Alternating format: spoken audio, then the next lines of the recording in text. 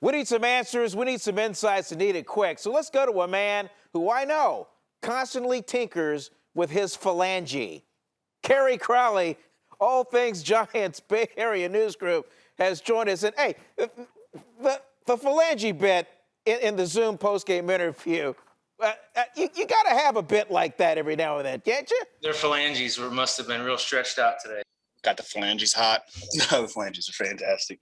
Oh, absolutely. I think that's the mark of a good clubhouse, right? Vern, you've been around the best clubhouses in baseball, and you know that when guys are testing each other, seeing if they can work funny words into their answers and figure things out in ways that, just lighten the mood a little bit, it makes for a good time. It makes for a more relaxed time, and makes for a winning ball club. And that's what the Giants have this year. So the phalanges are stretched out, and that's what a good bullpen has right now. To me, just outside looking in, I mean, you're on the inside each and every day.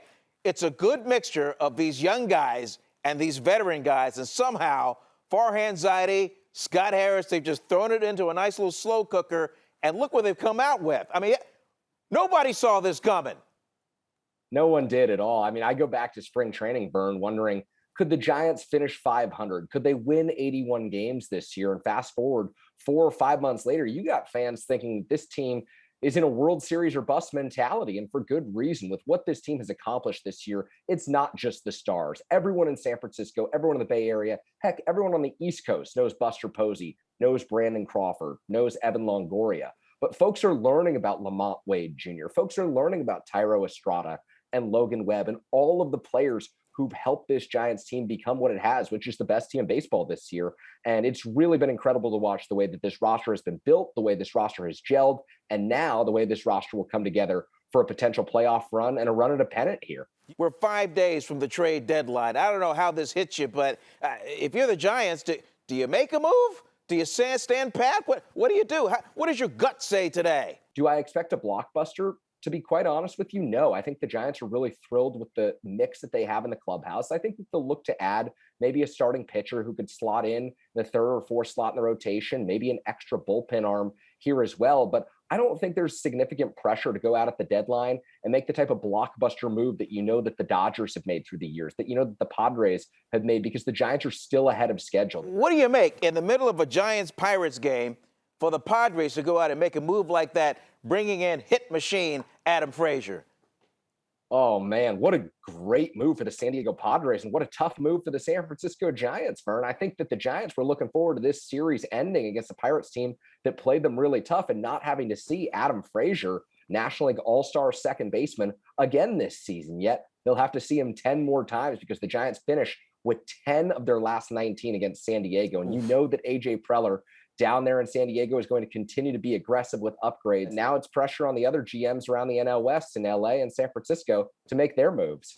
Do you think it's human nature for a team like the Dodgers that just got through playing the Rockies to still kind of simmer a little bit of what the Giants did coming into LA and doing what they did last week, knowing that this Tuesday, here we go again with a 3-game series? This is the most fun and intense the rivalry has been since at least 2016, and maybe since the Giants' golden years, 2010, 2012, and 2014, when the Dodgers were just starting to get really good, and the Giants obviously had the championship pedigree under Bruce Bochy and Brian Sabean. And so now all of these matchups really, really matter. And yes, it's a little bit of a B list for both teams with so many guys on the injured list, but we saw last week at Dodger Stadium the chaos in the ninth inning. Kenley Jansen, the all-star closer, his meltdowns. Revenge is going to be on the mind of this Dodgers team, and that's a scary thought. At the request of the producers, they're like, ask Kerry about the Red Rhino.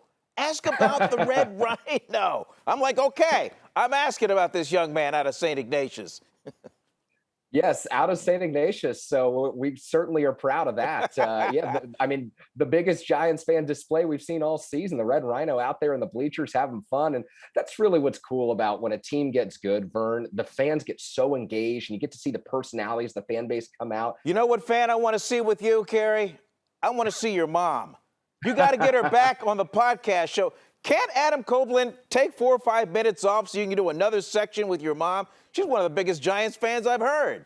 Absolutely, she is, and she's loving this 2021 season, Vern.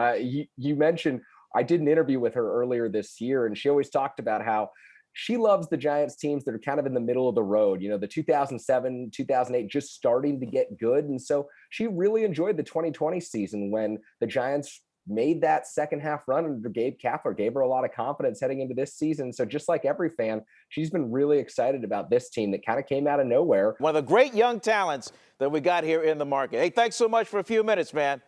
You're too kind, Vern. Thank you so much, and a pleasure to be on with you, sir. And please say hello to your mother. Absolutely, will do.